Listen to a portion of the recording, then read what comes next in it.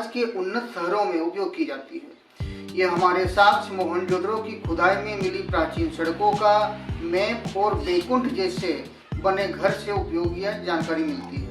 इससे हमें यह पता चलता है कि शहरी नियोजन सिस्टम यानी कि अर्बन प्लानिंग की शुरुआत शायद ही यहीं से शुरुआत हुई होगी। इसी प्रकार से हड़प्पाकालीन सभ्यता में कोई सैन्य व्यवस्था देखने को नहीं मिलती, क्योंकि सैन्य व्यवस्था न होने के बावजूद भी यहाँ मूल रूप से शांति व्यवस्था समाहित थी। क्योंकि साक्ष्य से विभिन्न प्रकार के खुदाइयों से हम लोग को यह जानकारी मिलता है कि कभी भी हथियार की कमी नहीं मिली हुई है, युद्ध की जानकारी नहीं मिलती है। यह दुनिया जो है वह पहला वैसे सभ्यता था जो शांति प्रधान सभ्यता के रूप में जाना जा सकता था।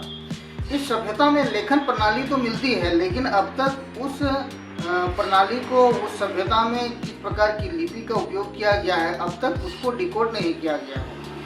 हमारे पास ये साक्ष्य हजारों मुहरे प्राप्त हुए हैं, टेराकोटा प्लेट्स जिन पर सिंबल्स लिखे हैं, लेकिन कोई भी भाषा अब तक हमें ज्ञात नहीं हो पाया है। यह तत्व इस ओर इंगित करता है कि ये इतिहासकारों के लिए सबसे बड़ी चुनौती है। और क्या यह विज्ञान यह दावा करता है कि खगोलशास्त्र की जानकारी इस सभ्यता में छिपी हुई है। इस प्रकार से अलग रहस्य में डांसिंग गर्ल की जो सौंदर्य और विज्ञान को चुनौती देता है, क्योंकि आज से 5000 ईसा पूर्व में मूल रूप से एलॉय का उपयोग किया जाता था, यानी कि धातु कर्म का उपयोग किया जाता था। यह अपने आप में बहुत बड़ा रहस्य है। 1926 में मिली डांसिंग गर्ल की जानकारी से हम लोग को यह मालूम चलता है कि वहाँ पे अलग अलग धातुओं के भी जानकार थे। यह कला, शरीर विज्ञान और धातु विज्ञान का अद्भुत नमूना हमें प्रस्तुत करता है। इस प्रकार से ग्रेट बाथ जो केवल स्नानागार या नहीं है, वो आध्यात्मिक केंद्र के रूप में होता था। क्यों? क्योंकि मोहनजोदड़ो का ग्रेट बाथ एक विशाल जलाशय जैसी संरचना को उजागर करता है।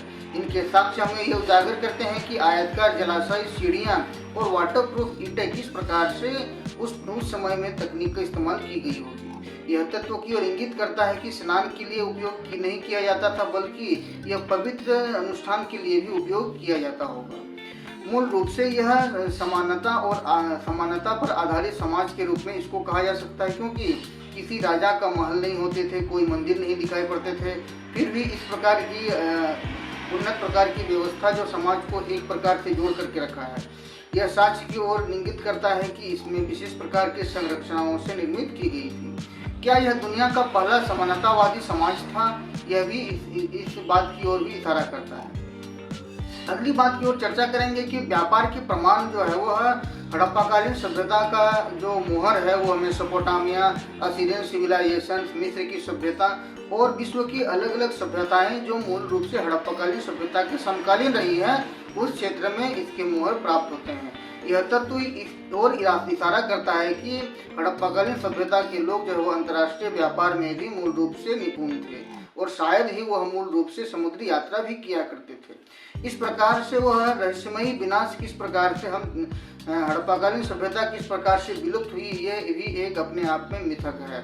क्योंकि अब तक जो है वो अलग अलग प्रकार के वैज्ञानिकों के द्वारा, अलग अलग इतिहासकारों के द्वारा इस विषय में चर्चा किया गया है कि क्या सिंधु घाटी सभ्यता सूखा से समाप्त हो गई, क्या सिंधु घाटी सभ्यता विभिन्न प्रकार की त्रासदी से ग्रस्त हुई, या कोई एक वैसी घटना घटी जो आज के समय में हम लोग उसको जानकारी नहीं इकट्ठा कर पाए हैं। इसके अलावा हम देखते हैं कि पशुपति मुद्रा जो है वो हम लोग को देखने को मिलता है। हड़प्पाकालीन सभ्यता में वृक्ष पूजा की चर्चा होती है, जो वैदिक युग के पूर्वज के रूप में माना जाता है। यानी कि मोहरों पर पशुपति योग मुद्रा, लिंग, योनि प्रतीक था और पवित्र वृक्षों की छवियां इसमें उकेरी गई थी। यह संकेत देता है कि हमारी धार्मिक परंपरा जुड़े हुई है कहाँ से? हड़प्पाकालीन सभ्यता से। ये सिर्फ ईंट और पत्थर ही नहीं है।